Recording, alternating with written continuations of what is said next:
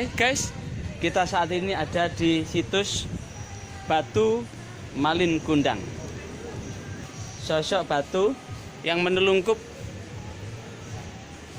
sedang membenamkan kepalanya di pasir, dan ini adalah pelajaran yang Allah tunjukkan kepada anak yang durhaka. Ini ternyata batu ini adalah batu dari kapal yang kemudian jadi batu. Ini adalah batu asli ini, cuma dilapisi sama semen semua ya.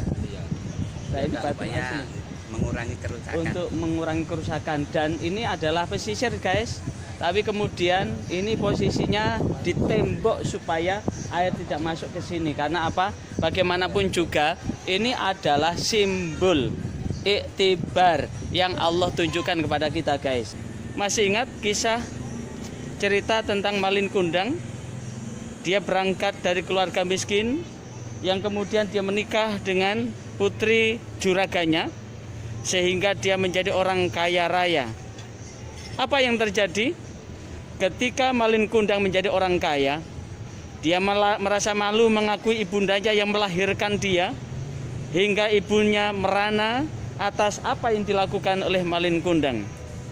Tapi ingat, di saat itulah kedurhakaan Malin Kundang berwujud, Allah menjadikan dia sebagai batu.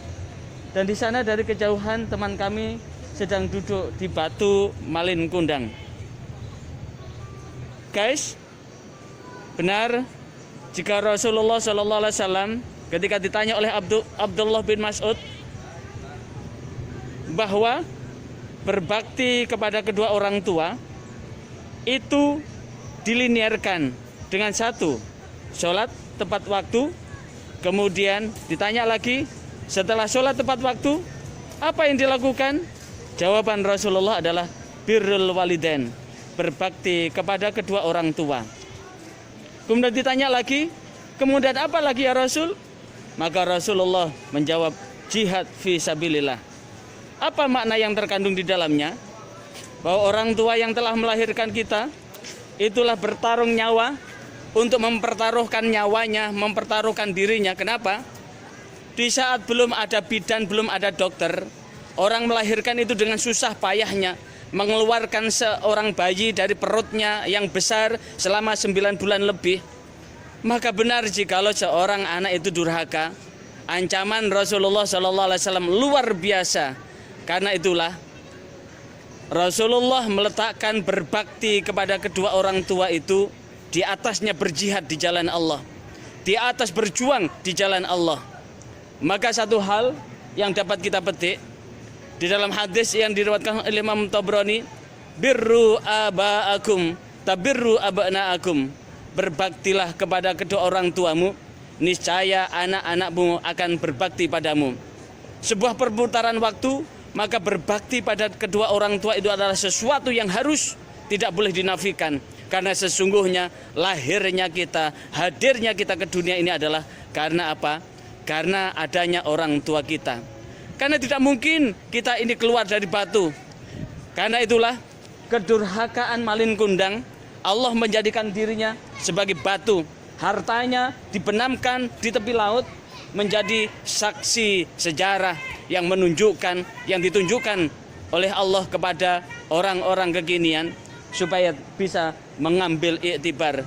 Karena itulah Allah menegaskan fa'tabiru ya ulil absar, ambillah iktibar wahai orang-orang yang punya akal pikiran. Ini adalah bagian yang tak terpisahkan di dalam rangka membaca ayat-ayat kauniyah dari Allah Subhanahu wa taala. Guys, maka secanggih apapun, sepintar apapun, tetap kita tidak boleh menafikan hadirnya orang tua. Sekaya apapun, kita pun tidak boleh menafikan adanya orang tua. Karena lahirnya kita ke dunia adalah dilahirkan dari orang tua kita. Kelahiran kita ini karena adanya orang tua.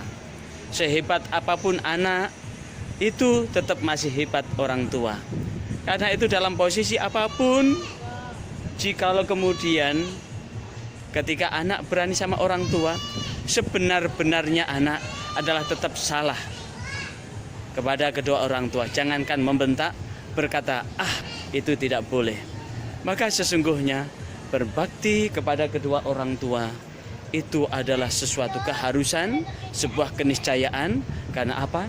Supaya Allah tidak melaknat kita, menimpakan kehinaan pada diri kita.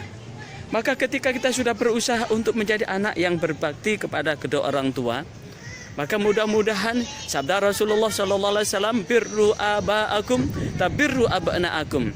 Berbaktilah kepada kedua orang tuamu, niscaya anak-anak yang dilahirkan dari rahim istri kita pun mudah-mudahan berbakti pada kita.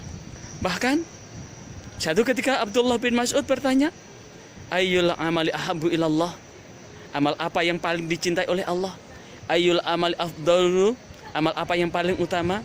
Ayyul amali aqrabu ilal jannah. Maka ada 3 jawaban dari Rasulullah. Yang pertama, Rasulullah menjawab, as-salatu ala waqtiha, salat atas waktunya, salat tepat waktunya, salat di awal waktunya. Tsumma ayyun, kemudian apa lagi ya Rasul? Maka Rasulullah menjawab, birrul walidain, berbakti kepada kedua orang tua. Sekali lagi, berbakti kepada kedua orang tua. Apa itu berbakti kepada kedua orang tua? Yaitu menunjukkan diri kita ini saat orang tua hadir dalam kondisi apapun, hati kita, diri kita, ucapan dan tindakan kita berusaha untuk membuat kedua orang tua kita senang. Itulah yang disebut dengan anak yang birrul walidain. Karena anak yang birrul walidain adalah qurratu a'yun, yang membuat orang tua kita ini merasa tentram, li ta'atillah, karena mematuhi perintah Allah. Hormat pada orang tua itu juga li ta'atillah, taat kepada Allah, menunjukkan ketaatan kepada Allah Subhanahu wa taala. Dan saat itulah apa yang kita lakukan adalah sebagai bagian dalam meniti kehidupan ini.